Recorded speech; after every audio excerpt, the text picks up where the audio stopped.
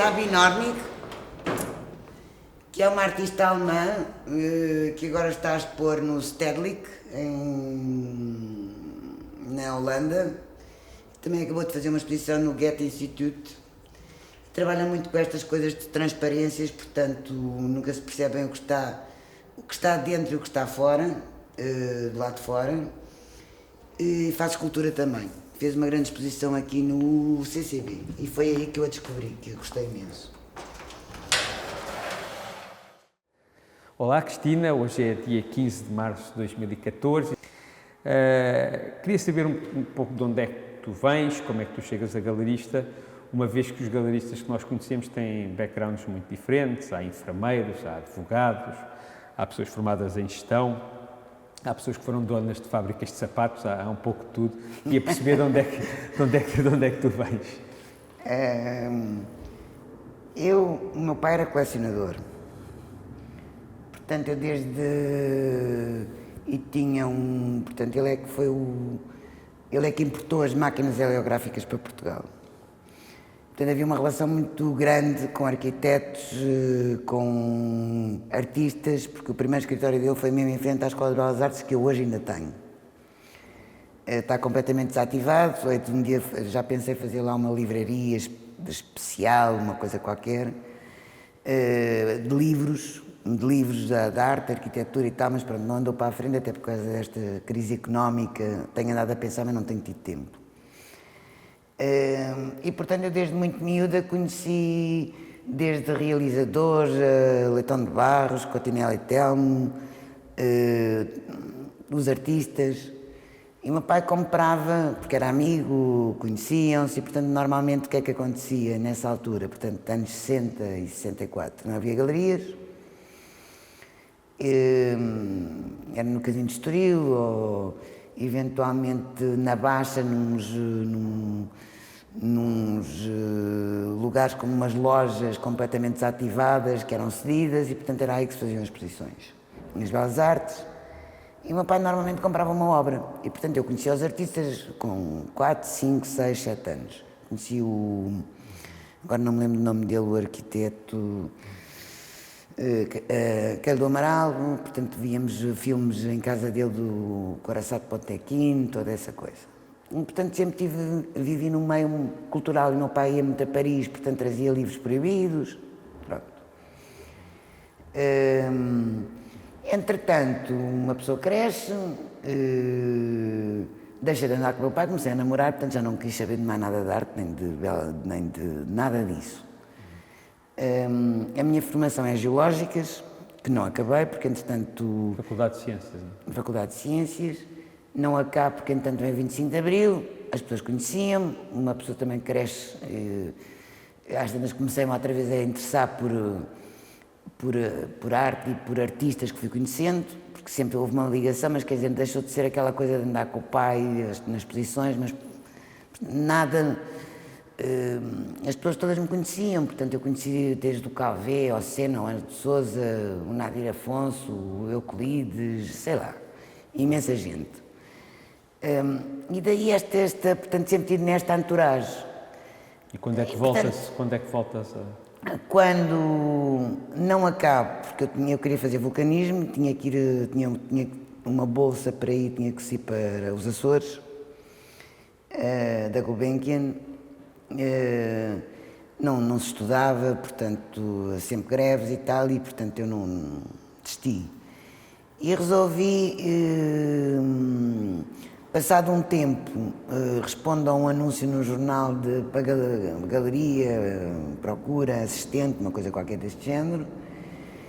Eu respondi, é claro que as pessoas conheciam-me toda a gente, e imediatamente fiquei a trabalhar com quem? Com a Ana Isabel Rodrigues.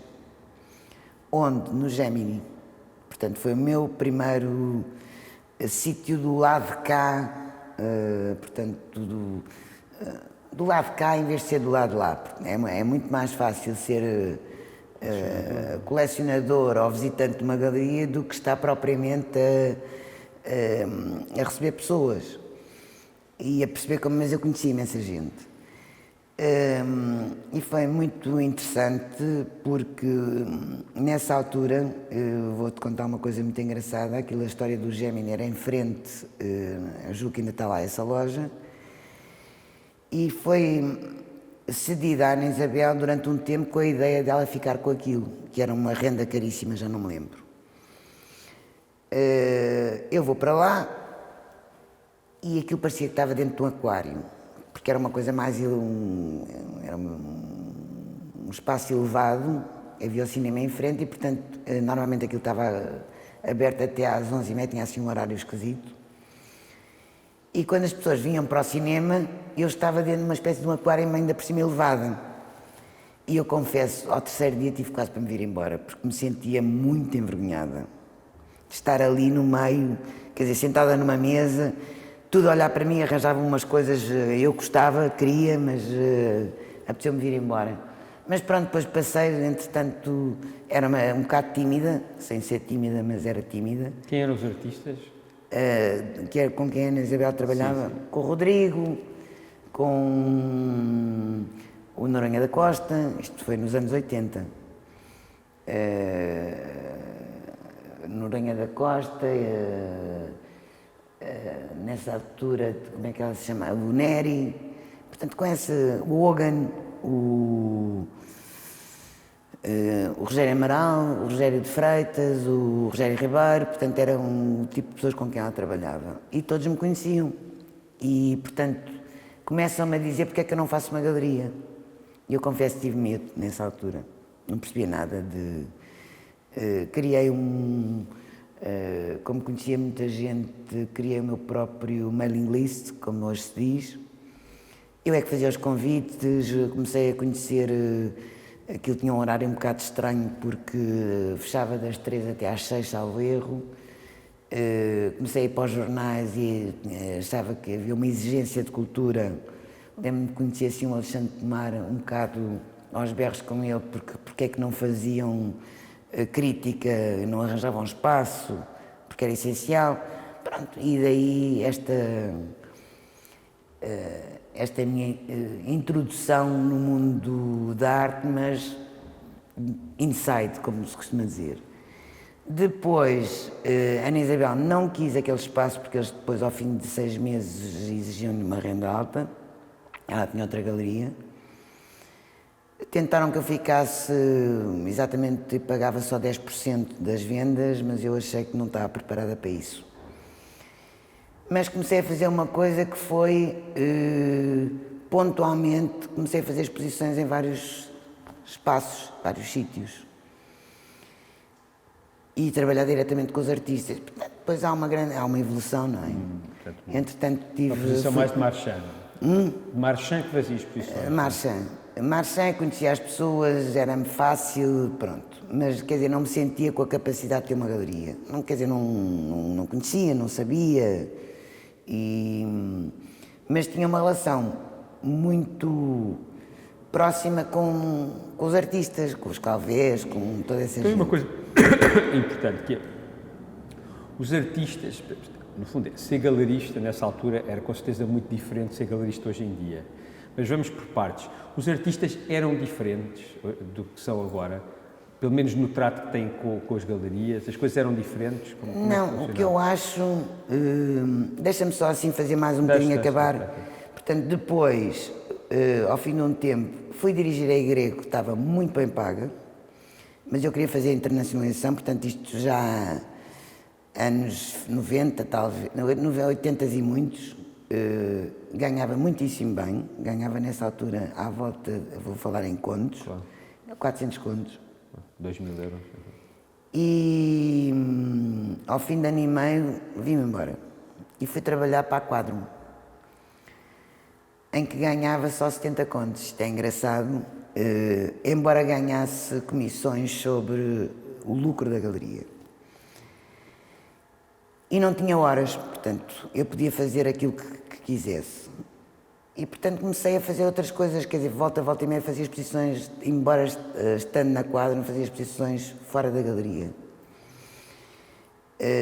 Entretanto, dei origem ao Centro Cultural de Cascais, porque fui eu que agarrei na história da Gandarinha, porque, entretanto, Estive a viver com uma pessoa em Cascais e percebi que não havia nada. E depois, ao fim de também 2 anos ou 2 anos e meio, eu trabalhar com uma câmara é terrível. Trabalhar com uma câmara, eu não trabalhava com uma câmara, fazia projetos que eram aceitos, mas era complicadíssimo. Eu resolvi abrir a galeria e tudo, depois vocês sabem o resto. Portanto, fiz uma sociedade com uma galeria que hoje existe, que é a Filomena Soares. E ao fim de ano e meio também não dá, cada um temos cabeças diferentes, maneiras de ser diferentes, e abri a minha galeria e pronto, cá estou. Relativamente ao que tu me disseste, artistas... Sim, a relação, quando tu começaste, não é? Se a relação que um galerista tinha com o artista era diferente, se os artistas eram diferentes, se havia... Não, eu acho que era muito idêntica à que é hoje, mas não era... Há um problema que ainda hoje nós temos, que é assim, há muita falta de profissionalismo. Naquela altura ainda era pior. Portanto, há uma evolução que é pequena, mesmo relativamente a colecionadores e clientes e tudo. Porque realmente, quer dizer, nos anos 60, 64, 65, não havia praticamente galerias, era a São Mamed, a Quadron, e apareceu muito mais tarde a São Mamed e a 111, e muito mais tarde a Quadron. Como tu sabes, a São Mamed resvala de antiguidades para a arte. A 111 está ligada a uma livraria, portanto, o lado profissional da coisa começou a existir talvez nos anos 80 e tal. Havia uma ligação muito grande dos artistas com um galerista que normalmente era artista, que é o caso do Serpa. Havia um grande apoio da Secretaria de Estado, porque havia uma ligação, era tudo muito rudimentar. Mas a relação era idêntica à que é hoje. Portanto, havia uma coisa que eu me lembro que era estranhíssima, porque a Ana Isabel, quando lhe interessava um artista, eu perguntava, mas não está interessada neste artista e tal? E ela dizia, estou, mas não lhe vou dizer porque ele me pode dizer que não. E eu às tantas perguntava, mas tu estás interessado na Ana Isabel, de trabalhar com a Ana Isabel, então porquê é que não lhe dizes? Porque ela pode me dizer que não. Deve ser uma coisa de namorados. Portanto, no fundo, havia aqui, quer dizer, aquilo para ser ultrapassado, que eu achava estranhíssimo. Eu não tenho problema nenhum em chegar ao pé de um artista e dizer, olha, estou interessado em trabalhar contigo, queres? Portanto, muito direto. Portanto, havia uma espécie de uma... Eu acho que hoje a relação é muito mais aberta, é muito mais profissional e também é muito mais concorrencial. Há uma coisa que eu noto hoje, que há 10 anos não existia, portanto, e que é ótima. Os galeristas hoje em dia têm uma relação muito próxima uns com os outros. Eu, por exemplo, se alguém me vem dizer mal de um... Eu posso dizer mal de um colega meu, com alguém... Mal, não, eu podia fazer assim ou assado, pronto. Mas se alguém me vem dizer mal de um colega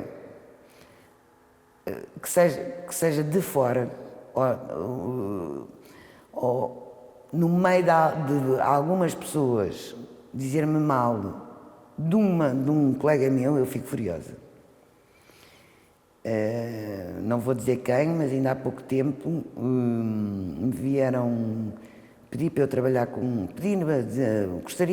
gostavam que eu trabalhasse com um artista e disseram-me tão mal do galerista com quem ele trabalhava que eu exigi... Foi um artista que morreu há pouco tempo. Que eu exigi que esse galerista ficasse também a trabalhar. E eu falava com o galerista. Mas não foi fácil e, portanto, não foi fácil, quer dizer, não gostei da forma da abordagem e, portanto, saltei fora, como se costuma dizer. Nessa altura vendia-se da mesma maneira que se vende agora, vendia-se menos, havia outra maneira de abordar os clientes, era igual? Era idêntico, mas tudo muito mais rudimentar. Por exemplo, quem compravam eram os médicos,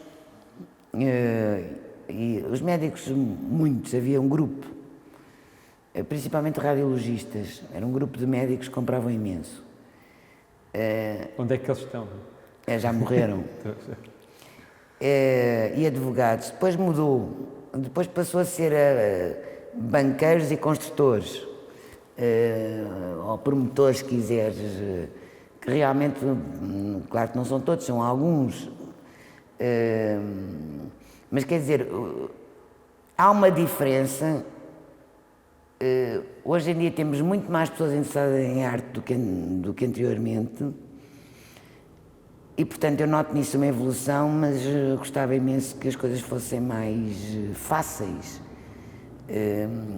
Por exemplo, eu acho que os museus deviam ter um papel muito mais ativo do que têm na promoção, inclusivamente, da arte portuguesa. Porque devia estar contextualizada, que foi uma coisa que eu fiz com a galeria, quer dizer, eu tenho artistas portugueses com quem trabalho há muito tempo, como tu sabes, mas contextualizei-os logo imediatamente com artistas internacionais. Porquê? Porque a minha ideia sempre foi a internacionalização.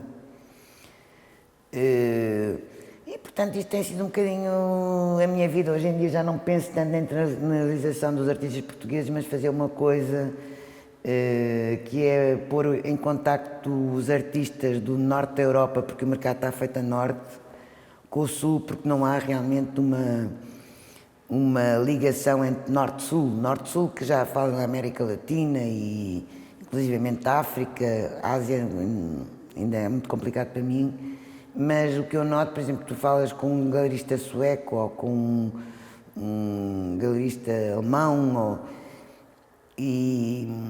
Mas já vamos aí.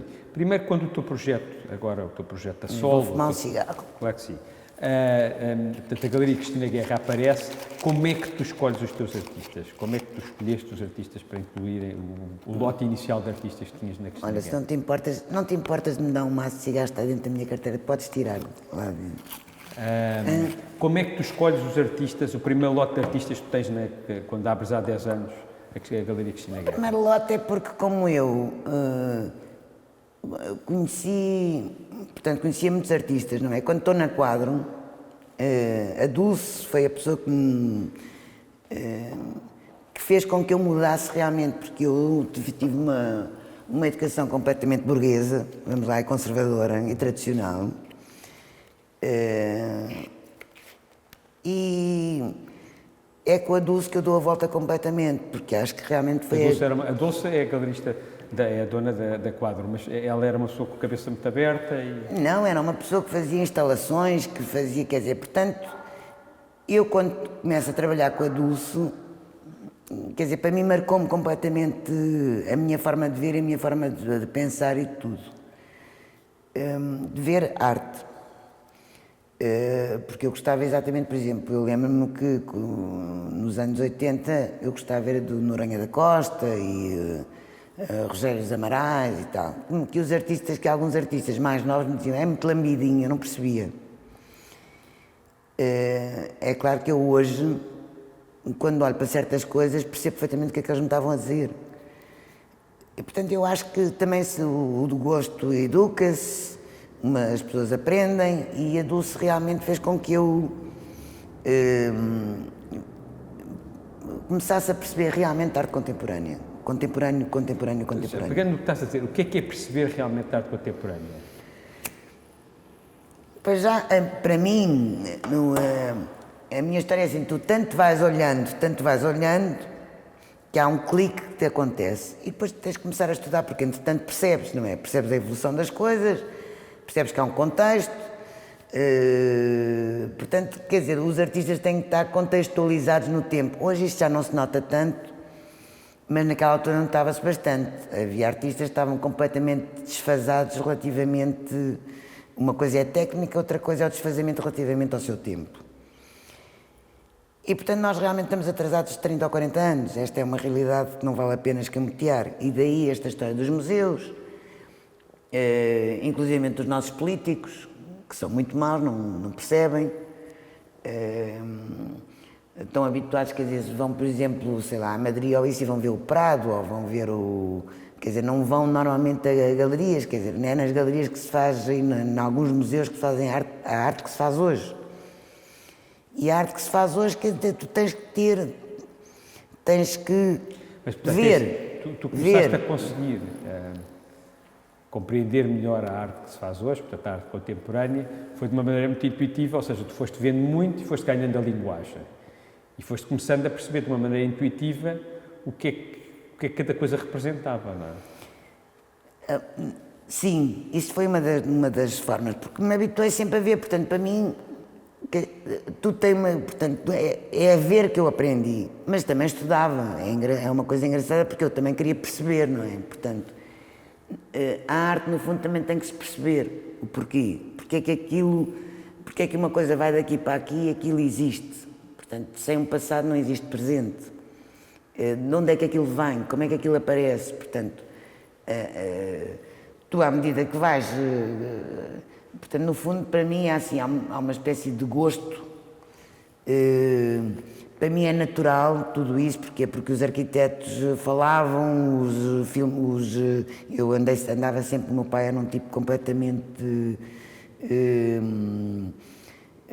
gostava imenso de cinema, portanto eu ia para o CENI, naquela altura era o CENI, para o Charles Pierre e não sei quantos, e para o Goethe, passavam essas... portanto, todos esses filmes conheci os Caia de Cinema, tudo isso. Portanto, quer dizer, sempre fui uma pessoa culturalmente muito inserida, portanto, é uma coisa que não me é estranha. Há uma evolução lógica. Relativamente, o meu pai hoje teria 100 anos, portanto, esta história da arte contemporânea em si, instalações e performance e tudo isto que a Dulce fez, e que eu vi, fez nos anos 75 ou 74 ou qualquer coisa do género, portanto, abriu-me para outras coisas e, portanto, começou-me a interessar, ainda por cima depois fui trabalhar com ela. E a ideia, desde sempre, era que eu não conseguia perceber como é que nós tínhamos artistas bons e não conseguiam internacionalizar-se. E, portanto, essa sempre foi a minha batalha, vamos lá. E, portanto, tu tens que perceber o que é que se passa no mundo para conseguir estar inserido. E daí toda esta história. Relativamente aos artistas que eu escolho, ou que eu escolhi desde quando começo a trabalhar com a Dulce, dou-me com imensos artistas, desde os João Louros ao Feliciano, que são 10 anos mais novos que eu, que eram os miúdos naquela altura, eu tinha 30 e tal, eles tinham 20 e tal. E, portanto, eu saía da galeria, mas falávamos imenso e falávamos na galeria e tal. Portanto, quer dizer, isto é assim que as coisas vão acontecendo. Portanto, quando eu abro a galeria, imediatamente eu já sabia o que é que queria. Portanto, escolho imediatamente um X de artistas. Além disso, como sempre vi, desde os 20 e tal anos, comecei a ir fora e via as galerias, portanto, quer dizer, tu aprendes. E estudas e queres saber e percebes, não é?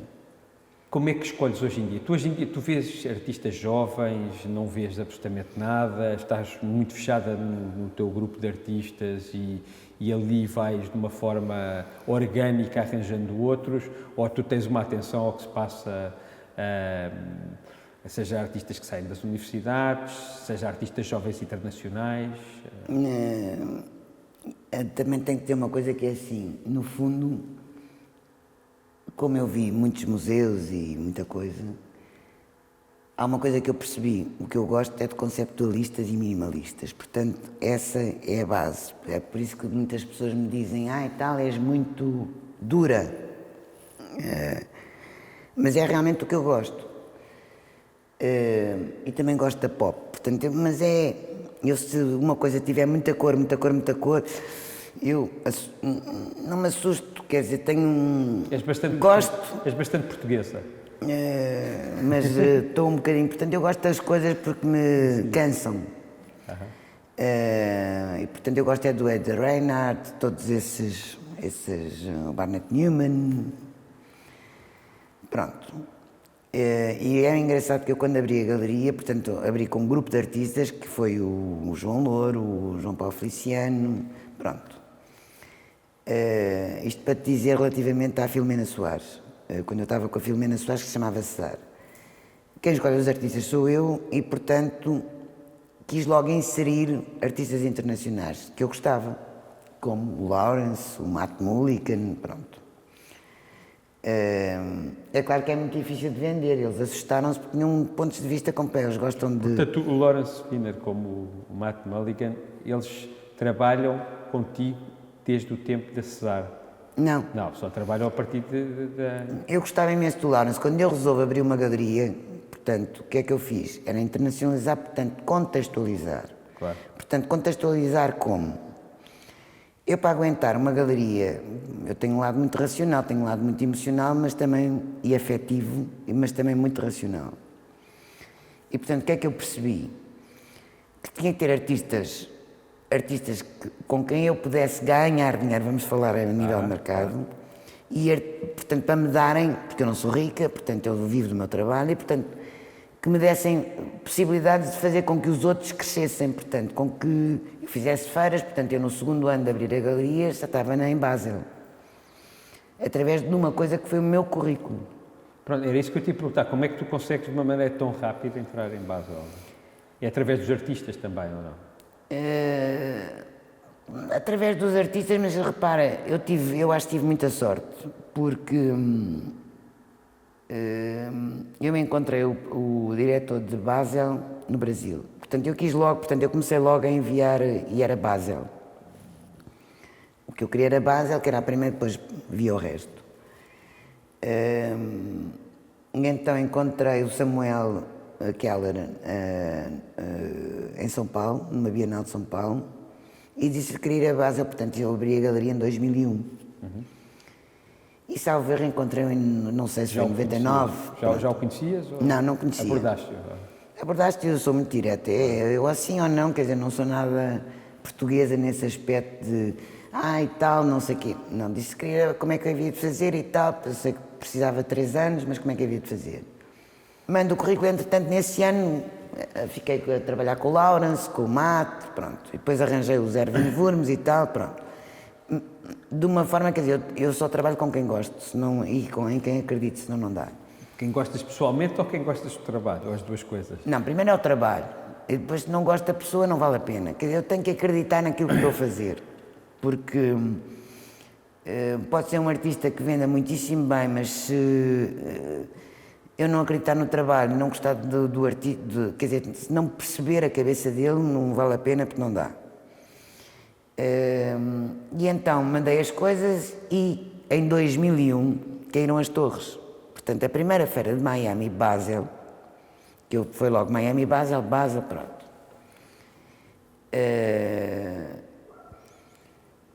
Abre em 2001 em março e a primeira coisa que eu faço é mandar, portanto, fazer a aplicação a Miami. Estou com ele e aplico para Miami. E em 2001 caem as torres em setembro.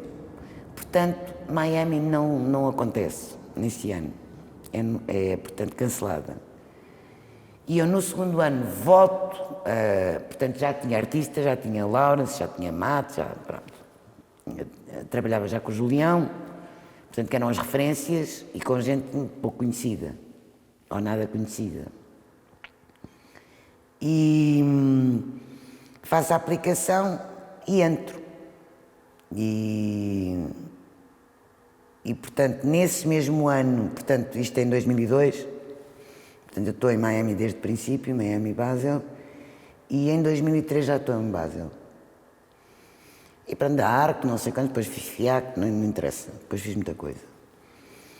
E portanto, as coisas não me têm corrido mal, eu já não me lembro o que é que tu estavas a perguntar. Nós sabemos que não é fácil de entrar em Basel, não é? É a feira mais difícil de entrar do mundo.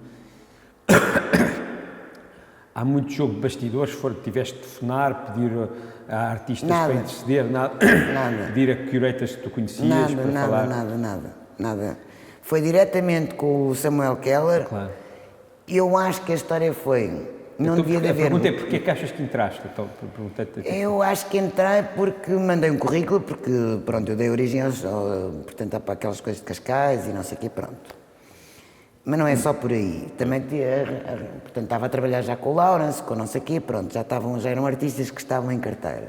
Com o Baldessari já também não? Não, o Baldessari vem muito mais tarde, e é o Lawrence e o Julião que falam, e é ele que me diz que queria trabalhar comigo, portanto eu não o convidei, porque achei que o Balicer é mais ou menos como ter e às vezes sinto isso, como ter um Cadillac dentro de um Morris, ele é o Cadillac, eu sou o Morris, não é? Portanto é complicado, porque tu tens uma responsabilidade perante um homem daqueles, não é? Que tem neste momento tem 84 anos e já tinha bastante idade, portanto eu fiz 2 exposições com ele. Inclusive eu não sei se faço terceira, porquê? Porque estes tipos estão cansados, e Portugal não é realmente um sítio onde a economia seja excepcional e onde os colecionadores sejam excepcionais, porque não é, portanto é terrível quando fazes uma exposição de um artista e não o consegues vender, porque ainda por cima quando trabalhas com os artistas top, claro, tens a obrigação. Imediatamente eles falam todos uns com os outros, tu vendes muito bem, então toda a gente fala de ti, que em Portugal não é normal, e portanto que tem colecionadores, que existem colecionadores e tal, e portanto há outros que querem vir, ou então se tu não vendes, não vale a pena porque só vamos perder tempo, quer dizer, vamos ter obras presas, para nada. E tu nunca consegues vender um artista numa exposição, a não ser nem tempos com uma economia florescente, né, que é sempre raro, principalmente aqui. De maneira que tu tens uma responsabilidade que é venderes, fazeres um bom trabalho, fazeres diferente. Tu há bocadinho disseste que só trabalhavas com artistas que percebesses a cabeça ou que percebesses o trabalho deles, porque senão não conseguias vender, não é? Eu agora, já que estamos aqui, temos uma peça do Lawrence Wiener aqui na parede. Qual é que é a tua abordagem, normalmente? Como é que tu vendes uma peça como esta, ou até um quadro do Julião? Tu enquadras a coisa historicamente, tu explicas conceptualmente o que é que está ali, tu tentas abrir a cabeça das pessoas. Como é que funciona? Como é que funciona? Eu demoro, por exemplo... O Julião é muito mais conhecido, portanto, muito mais fácil. Embora eu fique também muito satisfeita porque há pessoas... É muito mais conhecido em Portugal, não é? E lá fora, toda a gente sabe. Não, do que o Lawrence Wiener, não. Eu estava a dizer o Lawrence Wiener e o Julião. Sim, mas a abordagem, quer dizer, o Julião, tu falas de Julião, toda a gente sabe quem é o Julião, claro. Toda a gente conhece a obra de Julião, toda a gente, colecionadores. Colecionadores ou pessoas que estão inseridas no mundo da arte sabem quem são estes 2 personagens. O Julião é relativamente fácil. Portanto, as pessoas gostam ou não gostam, há coisas engraçadas, porque muitas vezes isto acontece-me aqui, as pessoas querem o Julião, porque sabem o nome, mas depois não gostam. É uma coisa incrível, porque eu digo, olha, tenho esta obra, esta e esta, tal, não é bem eu. Às vezes digo, olha, eu tenho imensa pena, mas venha cá um dia qualquer, porque não, para o seu problema é que querem o Julião por causa do nome, mas não vale a pena porque você não gosta de Julião. Portanto, vai haver mais coisas, pode ser que entre e tal. Do resto não posso fazer mais nada. Mas as pessoas normalmente quando querem um Julião, querem mesmo um Julião, portanto é uma questão de gosto. Portanto, gostam mais deste ou daquele, pronto, e uma questão de terem dinheiro suficiente para poderem comprar uma obra. O Lawrence é completamente complicado, é muito complicado, porquê? Porque é escrita cá e fora, não interessa. Tu quando fazes a aquisição não tens obra nenhuma, tens o certificado, tens o papel e tu é que podes fazer a obra. Portanto, uma obra do Lawrence Wiener demora mais ou menos 2 anos e meio. Porquê? Porque eu dou livros, falo da obra, explico o artista, explico a obra. Muitas vezes é muito engraçado porque as pessoas estão preparadas porque acham que sim, que devem comprar, mas em cima da hora, colecionadores mesmo, dizem-me assim, mas Cristina, explique-me, porque eu ao fim de 2 anos, olha, agora desta vez é que me vai comprar um Lawrence. Ué. E eles dizem-me, ficam assim um bocado, mas e o que é que eu levo para casa? Eu dei-lhe tantos livros, ainda não leu. Então, olha, vá-se embora daqui a 15 dias, se quiser, passe cá. E eles voltam e compram. Mas demora 2 anos e meio e não é para toda a gente. Como a obra do Julião também não é para toda a gente, não tem cor, portanto, toda a obra tem escrito. Hoje é mais fácil, que é outra coisa que eu também noto. Mas mesmo assim não é muito fácil. Pronto, há coisas que eu não vou citar nomes, mas há artistas muito mais fáceis de vender do que outros. Porque este tipo de coisas que eu vendo, ainda por cima quando são coisas caras, tu tens de ter a noção, quer dizer, qualquer pessoa não chega e não compra, quer dizer, quer perceber porque é que as coisas custam o preço que custam. E para isso as pessoas têm que ter informação. E, portanto, há uma coisa que tu lhes tens que dar, é informação. As pessoas que eu tenho na galeria são pessoas informadas. Quer dizer, ninguém vai à galeria, porque normalmente uma pessoa que vai lá para comprar uma obra para decorar, vai-se embora, não dá. Portanto, as pessoas que vão à galeria querem realmente aquele artista. E, portanto, isso facilita muito a vida, não é? Então, pegando exatamente no que tu estás a dizer, vamos passar a outro assunto que é mais ou menos o mesmo. Quem é que são os colecionadores? São investidores? São apaixonados? São a mistura destas duas coisas? Se tu tivesses que fazer um retrato dos teus colecionadores, sei lá, quais eram os adjetivos que tu usavas? Mas aqui lá fora eu acho que tudo é muito relativo e aqui e lá fora nós às vezes dizemos muito mal daqui, claro que não é bom porque a diferença é que aqui há menos e, portanto, se tu viveres na Bélgica ou na Suíça não estás restringido aos colecionadores suíços, tens os belgas, tens os franceses, os alemães. O nosso problema é que nós estamos aqui um bocado na ponta e, portanto, de um lado temos o Atlântico e do outro lado temos os espanhóis. E há muito menos colecionadores, ou seja, pessoas que gostam realmente de arte e que pensam em arte enquanto arte. Mas eu acho que toda a gente pensa um bocadinho sempre em investimento. É escusado, não vale a pena darmos muitas voltas, porque se uma coisa é relativamente barata, uma pessoa gosta e não é muito cara, as pessoas arriscam e depois as coisas sobem e, portanto, às tantas estão aí. Agora, quando uma coisa é bastante cara, as pessoas pensam duas vezes e querem saber, não vale a pena. E há sempre um lado de investimento, quer dizer, ninguém vai comprar uma obra de $300 mil ou $400 mil, sabe que vai perder no dia seguinte, não vai. A não ser que esteja apaixonado, também acontece, mas é muito raro. Mas as pessoas perdem, porque uma pessoa sabe que as coisas mal saem da galeria valem menos. Se uma pessoa compra uma coisa a preço de galeria e vai pôr no leilão no dia a seguir, se calhar vão dar metade do preço, mas em 90% dos casos é assim. Depende, porque é assim, se não houver crise económica, normalmente as pessoas compram na galeria, isto é muito engraçado. Eu às vezes tenho discussões inclusivamente com colegas meus, claro, porque acham que o leilão, quer dizer, isto é mercado.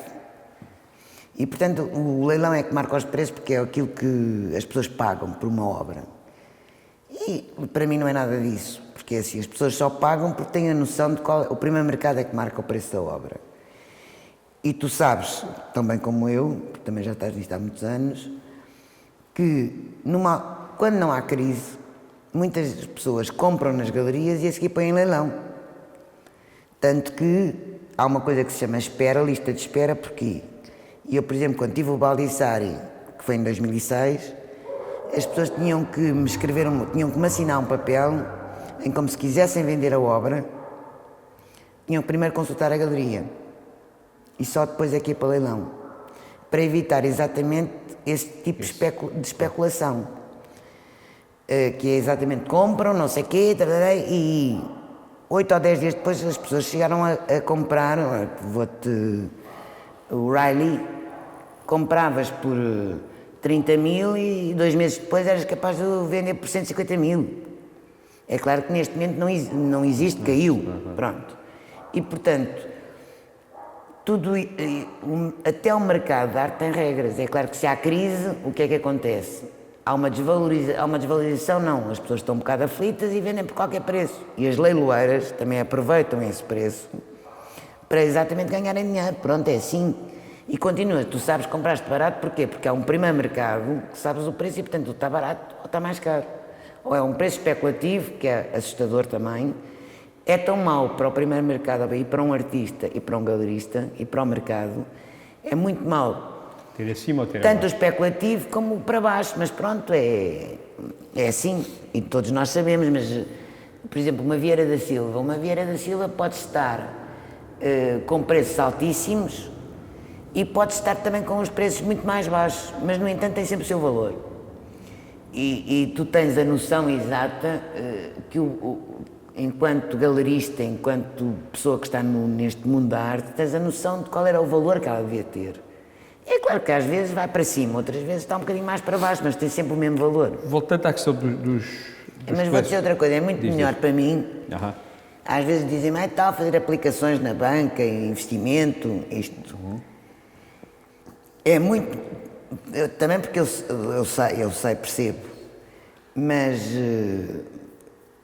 tu, em princípio, se comprares, se souberes o que é que estás a comprar, tu nunca perdes. Agora tens de ter um tempo. Qual é o truque? Qual é o truque? O truque é perceber onde é que o artista esteve, como é que o artista está, como é que ele chegou ali, portanto, tens que estudar um bocadinho. Tens que antecipar. Não é antecipar, quer dizer, não... Tens de perceber o que é que Isto vai faz acontecer, lembrar, não é? quer dizer, quando tu vês as pessoas quando gostam de uma peça, não é? Gostam de uma peça, querem-na comprar, mas querem sempre saber se o valor foi muito alto. Até hoje, as coisas com preços muito baixos, as pessoas querem perceber um bocadinho mais, querem saber, pelo menos o meu tipo de cliente, o meu cliente tipo é assim. É muito engraçado, portanto, nas feiras, por exemplo, em Basel, ninguém compra uma obra sem estudar o artista. E a primeira, se não conhece o artista, quer saber, portanto, que é um portfólio, eu tenho sempre portfólios, tenho que me mostrar, querem saber currículos, querem... Não dá. Mesmo que seja uma coisa que não seja muito cara. Agora, se é uma coisa muito cara... Então, claro. Aí também tem que haver uma grande confiança com os galeristas, com quem vende. Uma muito grande confiança. Mas continuando a falar disto, os colecionadores, tu vendeste a dois colecionadores que foram super importantes nos últimos 10 anos, que foi o João Rendeiro e o Berardo. Pessoas apaixonadas, investidores, como é que foi lidar com eles? Não, eu não vendi muito ao Berardo, acho que não vendi muito ao Berardo, vendi bastante mais ao João Rendeiro, e eu acho que era um colecionador. Mas é assim, quando uma pessoa chega aos 60 anos,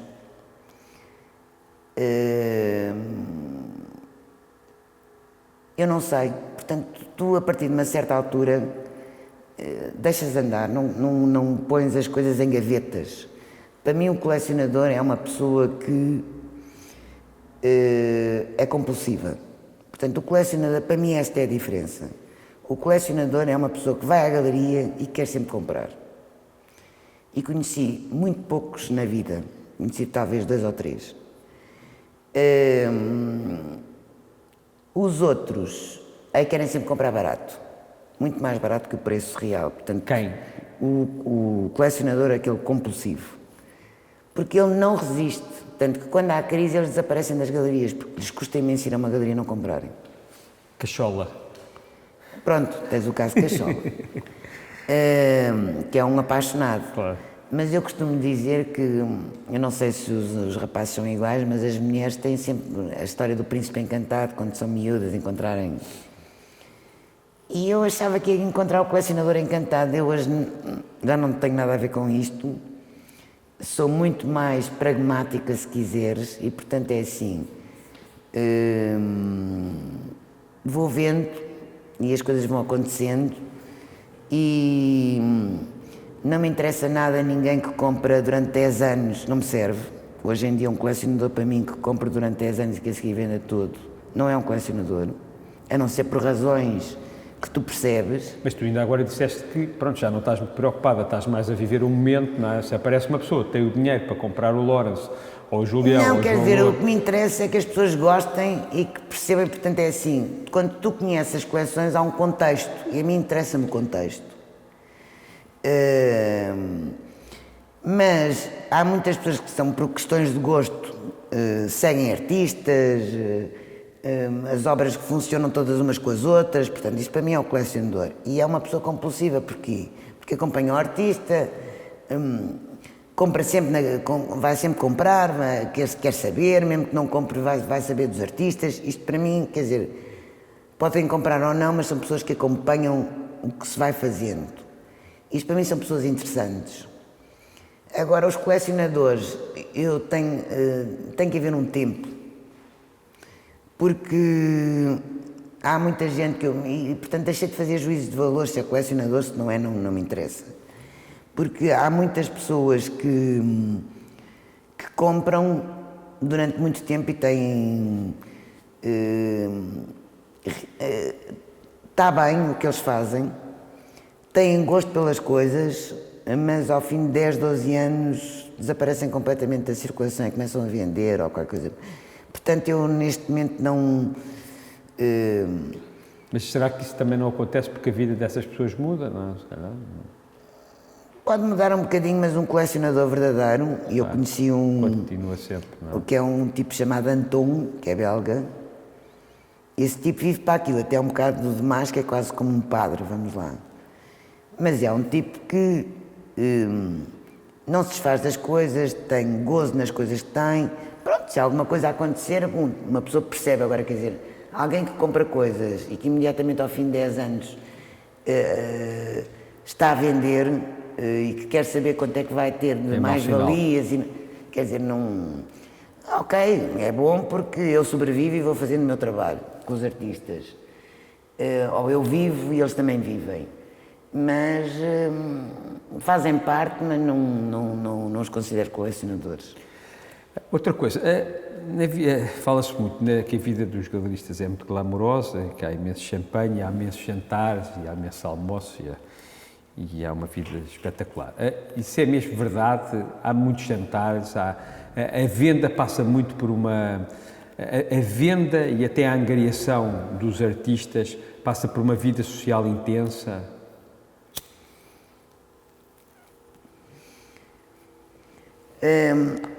Eu acho, quer dizer, isso é um esforço que tem que fazer um galerista, inclusive um artista, porque muitas das coisas passam por relações pessoais. E, portanto, se tu não estiveres inserido no meio, estás fora. Eu julgo que é muito importante. Mesmo a relação, quer dizer, a relação que se estabelece. Eu conheci muita gente através de artistas. Portanto, vendo imensa coisa porque ponho os artistas em contacto com as pessoas que eu considero realmente clientes e colecionadores. E o facto de os conhecerem é um bocadinho, porque é parecido com a forma como eu penso, como eu te disse. A mim interessa-me a obra, mas quer dizer, se eu conhecer a pessoa, provavelmente há um reforço da ideia que tenho sobre as coisas. É muito mais fácil, porque se tiveres obras, como eu tenho $200.000 ou qualquer coisa de 300 mil, se houver a possibilidade de conheceres a pessoa, provavelmente ficas muito mais segura do que se não a conheceres. E isso faz com que também, quer dizer, se tu tiveres essas histórias das festas e não sei quem, não sei quantos, claro que há festas e quando tu vais para festas no mundo da arte, encontras muita gente interessante e muita gente desinteressante. Mas normalmente são artistas e pessoas com dinheiro. E, portanto, que são potenciais clientes. Agora, depende, e se os conheceres é melhor do que se não os conheceres, e se estiveres inserido no meio é muito mais fácil do que se não tiveres. Isto é a história de Basel e de Miami, claro. Basel. Agora, há coisas que não me interessam nada, porque é aquilo que eu costumo dizer, as festas de tutti frutti são muito vagas e muito pouco interessantes. Agora, há jantares e que não são festas, são no fundo pessoas que se juntam, que gostam de arte com artistas, e eu acho que isso é muito enriquecedor, é isso que se chamam festas, não sei, mas... E diz-me uma coisa, é assim, parece-me a mim que há algum preconceito da parte dos artistas portugueses em entrar nesse jogo, não é?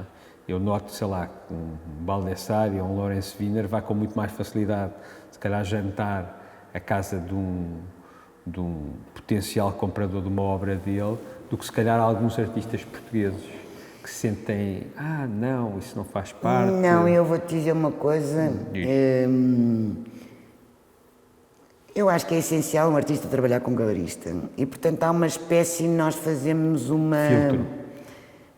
Nós, quando dizemos a um artista para ir a um sítio, é porque vale a pena ir ao sítio, quer dizer, não é desinteressante. E uma das coisas que, portanto, tu fazes uma espécie de peneiras a coisa, não é? Porque se for uma pessoa sem interesse nenhum, não vale a pena levar um artista, porque isso é aborrecido para ele e é cansativo, porque eles são pessoas muito sensíveis. E eu até hoje não tive com nenhum.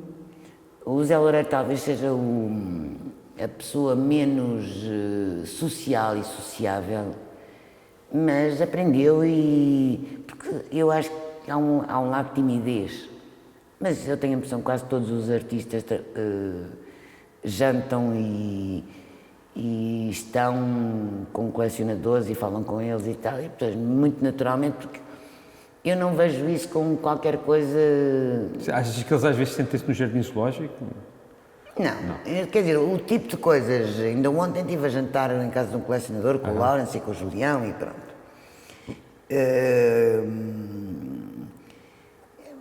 E, portanto, isto tudo é de uma forma natural. É uma pessoa que já tem uma obra dele, do Lawrence Wiener, também tem do Julião, portanto...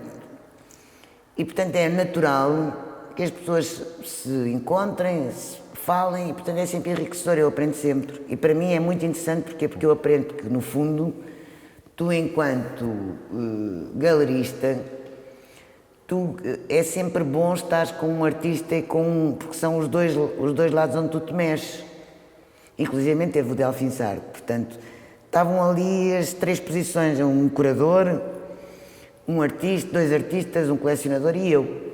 E eu normalmente gosto imenso de ouvir e de estudar, ou seja, mas isto é uma coisa que para mim é tão natural como respirar, quer dizer, é uma coisa que faz parte e não é um jogo, é assim, quer dizer, tu hoje em dia, quer dizer, se também fores banqueiro ou empresário, vais ao Ritz tomar um copo com um cliente teu ou um potencial cliente teu, portanto, mas isto é uma coisa normal, porque se estreitam relações, porque é interessante, porque esse cliente ou colecionador, se conheceu o artista,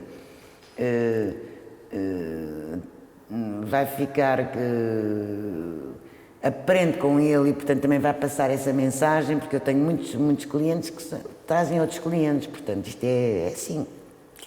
E, portanto, para mim isso é uma coisa natural, não é um jogo, é natural. Falando agora de outro assunto que tu já falaste um pouco, a internacionalização. Até vou começar a pergunta quase pelo fim, que é, tu talvez tenhas sido a galerista portuguesa desde sempre que mais esforço fez de internacionalização. Eu acho que em qualidade de certeza, em quantidade também penso que sim. Valeu a pena? Ainda acreditas? O que é que aconteceu? 10 anos a gastar muito dinheiro em feiras, 10 anos a viajar muito. Não interessa quanto é que gastei, mas gastei milhões. Gastaste muito dinheiro. Claro. É assim, tu acreditas, como se costuma dizer, fechas a loja. Portanto, eu continuo a acreditar, porque nós não somos diferentes, nós temos ótimos artistas. O que eu acho é que devia de haver uma política real em que houvessem mais galerias, e tu sabes que eu pus para que as galerias façam, outras galerias mais portuguesas existam neste contexto internacional. Porquê? E agora estamos a tentar uma feira aqui no Estoril a ver se a coisa acontece, porque também facilita. Porque se tu estás fora, é o que eu costumo dizer, quem não aparece esquece. E uma das coisas que mais que me punha bastante irritada era, por exemplo, tanto colecionadores como galeristas lá fora, em Basel e tal, me diziam, mas ainda hoje me dizem, mas tu consegues vender em Portugal, mas tu vendes em Portugal, mas há outras galerias em Portugal, e há imensos colecionadores que vivem, que têm casas no Algarve e começaram a entrar por aqui, agora menos, porque as coisas estão mais misturadas, felizmente. E estão muitos colecionadores realmente a comprar casas em Lisboa e no Algarve e tal, é que nós temos que aproveitar e que temos que fazer um esforço para isso. Mas eu não sei se, eu não acredito nem deixo de acreditar, eu hoje em dia acho que é assim, eu tenho que fazer aquilo que eu acho que tenho que fazer e que eu acredito. E o resto há de se fazer por si, porque como te disse, estamos 30 anos atrasados, portanto, muito naturalmente, eu queria que as coisas acontecessem hoje. É porque é o meu tempo, mas também já estou naquela que é assim, se não for hoje, será amanhã, portanto, há um trabalho que eu tenho que fazer que vai ser continuado por outros, e é assim a vida. Diz-me uma coisa, tu há bocadinho disseste que eras uma pessoa muito concreta, tu tens artistas muito concretos, com que trabalhas há muitos anos, mais uma vez eu digo, onde investiste muito dinheiro para internacionalizar, o que é que está diferente na visibilidade do trabalho deles desde quando tu começaste e agora? Uma das coisas que está melhor, é difícil, eu não desisto, sou muito teimosa. Porquê é que é tão difícil? Porque é que é difícil? Porque Portugal não existe, economicamente não existe. Hoje em dia, felizmente, há mais galerias fora a fazerem feiras, portanto, começa a acontecer qualquer coisa que as pessoas percebem que, afinal, há artistas portugueses e há galerias portuguesas. Mas, não, quer dizer, a história disto é assim, os museus não fazem nada, fazem muito pouco, os governos é uma desgraça, não temos uma, quer dizer, é incrível como é que Lisboa não tem um museu de arte contemporânea, não tem. Os colecionadores que passavam por aqui, eu tinha que ir a dar-lhe uma volta pelas galerias para verem arte contemporânea, portanto eles ficavam muito admirados como é que havia galerias, quer dizer, se havia galerias boas porque as há e com artistas bons, portanto era porque se vendia, portanto isso também me interessava a mim, era por isso que eu também fazia isso. Mas a história disto é assim, tu percebes que Portugal realmente não é um país do primeiro mundo, nem é um país de terceiro mundo, nós estamos no segundo. E portanto isto vai levar um tempo, quer dizer, nós não temos uma revista de arte, os jornais já não fazem nada, quer dizer, eu tenho o Lawrence Wiener, o Baldisseri, por exemplo, quando fez aqui, ia ganhar, saiu daqui para Veneza direto, ganhou o Leão de Ouro, em Veneza. Eu não consegui que ninguém lhe fizesse uma entrevista. Se eu tivesse cá, tinha feito. Mas uma entrevista para um jornal, para, quer dizer, um meio de informação não havia. Foi uma menina das Artes e Leilões, que era uma revista bastante interessante. Claro, sim. Ela era boa, já não me lembro como é que ela se chamava, que o fez, porque senão nada existia. Vamos ver o que é que se passa com o Lawrence, portanto é assim, nós somos realmente muito ignorantes, este é o ponto. E não é questões de dinheiro, nem de falta de dinheiro, não tem nada a ver com isso, que é o que eu costumo dizer o Cachola, que ainda por cima não é um empresário, não é um banqueiro, é uma pessoa que vive do seu trabalho, tem uma grande coleção, Portugal não tem. Agora não me venham dizer que é por falta de dinheiro, é por falta de vontade, não há interesse.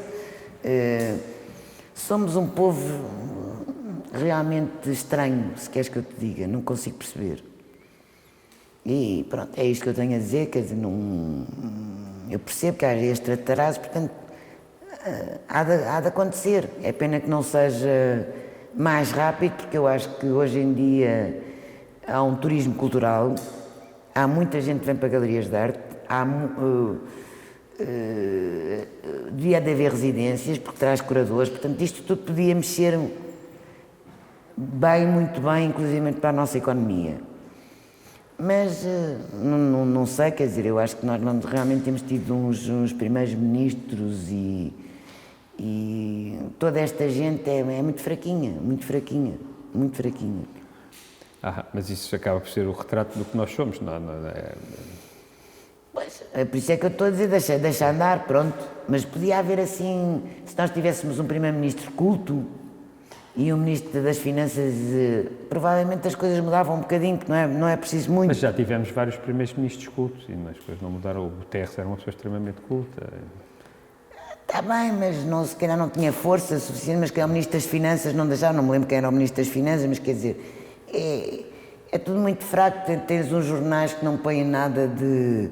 O público tem cada vez menos espaço, não há uma aposta realmente na cultura, é pena, porque tu vais, por exemplo, a Basel e vês que eles movem tudo aquilo através de uma coisa que é exatamente a finança está ali. E compra-se, vende-se e chegam, os hotéis estão todos cheios e pronto. Entretanto, quando acaba, há um deserto. Pegando no que estás a dizer outra vez, estás a falar de que a finança está muito presente em termos de colecionismo, nas feiras, até nas galerias internacionais, etc. Não te parece como a capacidade de legitimar a arte contemporânea, como ela é tão subjetiva, acaba por estar nas mãos praticamente do dinheiro? Hoje em dia um bocadinho, mas eu acho que sempre foi assim. E tu repara, os mecenas desde sempre. Tem esse lado, tem esses dois lados. Portanto, é uma coisa... mas tu repara numa coisa, há coisas que eu às vezes penso que é assim... há pessoas que têm imenso dinheiro e querem o quê? Mais casas, mais carros, mais... Pronto, eu bem sei que é o show-off, porque eu acho que o latino tem muito a ver com o show-off. A arte é para estar em casa, é uma coisa mais interior do que exterior, portanto. Mas há pessoas que estão voltadas para aí cada vez mais, eu acho. Já não me lembro bem qual era a tua pergunta, já... Era se, como a arte é tão subjetiva, não é? Como a legitimização da arte contemporânea é um processo tão subjetivo, não é? Porque assim, tu perceber, no fundo é isto, o Cristiano Ronaldo é avaliado pela quantidade de golos que ele marca, e ele, se deixar de marcar golos, começa a ganhar menos, e ponto final. Mesmo no cinema... Mas eu não acho nada que seja subjetiva. A capacidade de... Nada subjetiva. Então porquê? Porque há uma coisa que, se tu estudares a coisa, tu percebes perfeitamente, não é? Porque é que um artista chega onde chega. Pronto, porque há uma coisa, a diferença que existe é assim, é o tempo. Mas é o tempo que faz um artista, porque um artista é um processo, um artista não pode ser avaliado por uma exposição. Mas se isso é verdade, quer dizer que nunca houve, nos últimos 50 anos, reduzindo-nos aos últimos 50 anos, nunca houve nenhum artista interessante em Portugal nos últimos 50 anos, porque nenhum conseguiu triunfar internacionalmente. Portanto, das duas uma, ou isto está muito dependente da capacidade económica do país que está por trás do artista, não é? E a gente sabe bem que, por exemplo, numa galeria alemã, numa galeria americana de Nova Iorque ou uma galeria de Londres, se nós formos lá e dizemos assim, temos aqui o Cabrito, ou o Julião, ou o João Louro, ou o Pedro Calapés, ou a Ana Jota, eles vão pensar, espera aí, mas estes tipos, que mercado é que trazem atrás? Trazem o mercado português, não é muito relevante. Se for um brasileiro, eles pensam, não, vou-me entrar, se eu meter aqui esta aldeia da Catunda, ou seja lá quem for. Eles dizem assim, não, espera aí, isto aqui vêm os colecionadores brasileiros que estão a comprar e que têm imensa capacidade. Portanto, e acabam... Portanto, aí é o dinheiro, aí mas sempre foi. A história disto é muito, para mim, é muito simples, que é assim. Há artistas portugueses que neste momento, porquê? Porque houve uma abertura. O que acontece é que os nossos artistas, os artistas portugueses, com exceção do Julião e do Cabrito, o Julião porque se fartou de viajar, claro, e ainda hoje... Claro. E o Cabrito é a mesma coisa, não é? Porque está numa coisa, quer dizer, ele conseguiu estar num sítio onde é reconhecido. O problema dos portugueses é que não viajam. Os portugueses estavam fechados em Portugal, acreditou-se ainda há muito pouco tempo, que era a minha luta. Eu, quando comecei a fazer, em 2001, que era a internacionalização, as pessoas diziam que eu era doida, que ia perder imenso dinheiro. Eu às vezes tenho problemas económicos e financeiros, tenho falta de liquidez, pronto. Mas isto era um esforço que devia ser feito pelas galerias. Se houvesse mais galerias que fossem fora e que mostrassem artistas portugueses, as coisas, eu costumo dizer que isto é como em todo lado, quer dizer, nós temos de fazer um esforço maior porque estamos mais longe, como eu te disse. E o mercado, no fundo, está entre a Europa e os Estados Unidos. E, portanto, nós temos que ir um bocadinho ao centro da Europa e vir e trazer pessoas para cá. Trazer, portanto, esta história da feira, se conseguir funcionar, esta revista que eu vou tentar fazer com outras pessoas e não sei quantos, porque os brasileiros também estão interessados. Portanto, há que trabalhar nestas coisas. A problemática é a falta de visão, por exemplo, a Áustria. A Áustria, todas as galerias austríacas têm para algumas galerias que conseguem entrar por causa quer dizer, as pessoas entram nas feiras por causa do programa que têm, por causa disso tudo. Mas o Estado dá-lhes o dinheiro, paga-lhes completamente as feiras. Porquê? Porque a Áustria também está ali encostada, quer dizer, antes estava ali a cortina de ferro no fundo, aquela coisa toda, portanto não havia mercado para o Oriente, portanto eles faziam tudo para o lado de cá. E, portanto, também tinham uma posição parecida com a nossa, estavam muito ligados à Alemanha, é verdade. Mas os artistas alemães também têm grandes problemas, não penso que são, e as galerias alemãs, a história disto é que é assim, nós estamos muito centrados em nós próprios, isto é tudo relativo, nós temos é que fazer um esforço maior e há da parte da cultura, que é uma realidade, tu vais, por exemplo, ao Palácio da Ajuda e vês que é um palácio que é miserável. Nunca foi acabado. Completamente miserável, mesmo aqueles jardins, aquilo tudo, tem ratos, tem lixo, quer dizer, tu olhas pela janela e aquilo é uma vergonha. E, portanto, nós culturalmente somos muito desleixados, deixamos cair tudo. Tu vais à Áustria e está tudo arranjado, quer dizer, portanto, há uma grande diferença entre nós e eles, nós somos um povo desleixado e culturalmente nós não preservamos o passado, nós queremos uma coisa que é o presente e ostentar riqueza hoje, que é claro que amanhã já não existe. E tu olhas para esta gente toda, para estes políticos, para isto tudo, que enriquecem rapidamente e a seguir vai tudo, desaparece tudo, quer dizer, nada se faz. Portugal e se calhar o Sul quer tudo para amanhã e quer essencialmente o quê? Dinheiro. O resto não lhe interessa.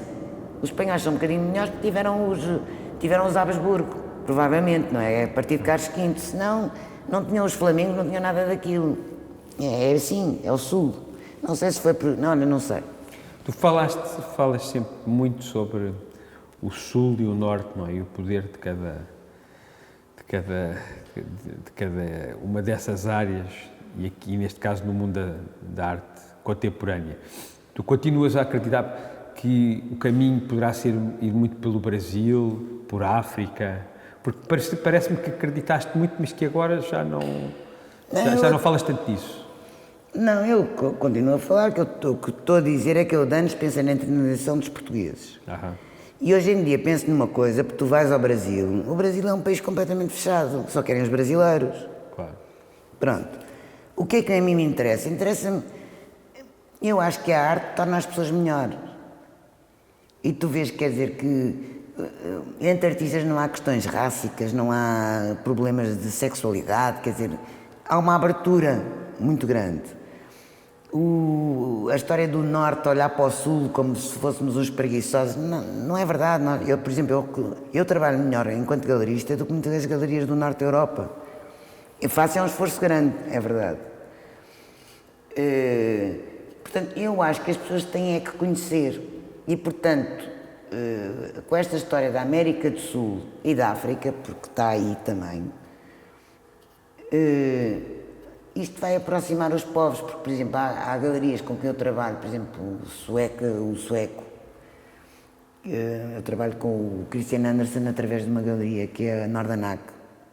Ele veio cá quando era pequenino de férias. Claro. Não tem a menor noção e eu vou dizer uma coisa, acho muito mais interessante o Sul Nós gostamos de falar, gostamos de conversar, nós temos a noção do que é o Norte, eles não têm a noção do que é o Sul. Claro. Para eles o Sul é sol e preguiça. Claro. E o Sul é muito mais sofisticado culturalmente, não é? Vamos passar para a última pergunta, que agora não tem nada a ver com isso, que é o que é que tu gostas de fazer além de ser galerista? Nas tuas horas vagas, o que é que dá prazer? Eu adoro a vida e, portanto, é isso que eu te posso responder. Portanto, eu gosto de viver, eu gosto de tudo. Gosto de comer, gosto de ir para a praia. Há uma coisa que é assim, eu vivo intensamente aquilo que faço. Isto para mim é o meu segredo. Dançar, não? Dançar. Dançar, tanto parti um pé, como tu sabes, eu tenho 3 ossos do pé, a dançar o Zorba em Basel. Dançar, eu gosto, quer dizer, quando estou. E pronto, a minha vida é assim um bocado, eu sou uma apaixonada, eu tenho que estar apaixonada, se eu não estiver apaixonada, acabou. Se calhar é por isso que eu nunca me casei. Está bem, Cristina, olha, gostei muito, a entrevista foi ótima e ficamos por aqui.